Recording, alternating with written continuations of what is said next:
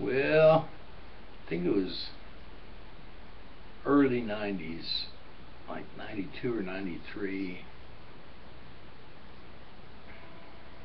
I was in this really bad accident, car accident. And I was on a brief respite from my first and only marriage. And in Seguin, Texas, I tuned into a San Antonio show on the radio called Poetry Slam.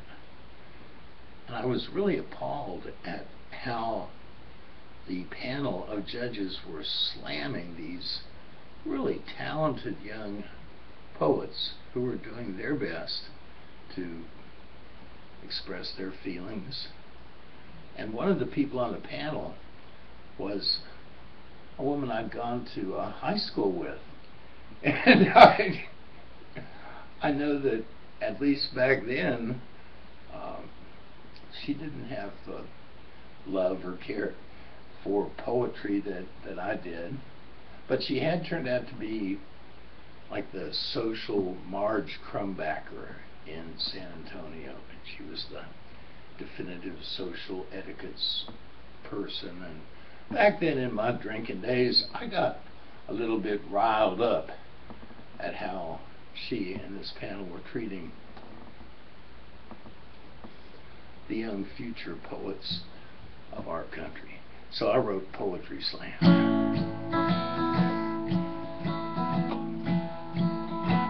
I got in trouble last night in the bar room.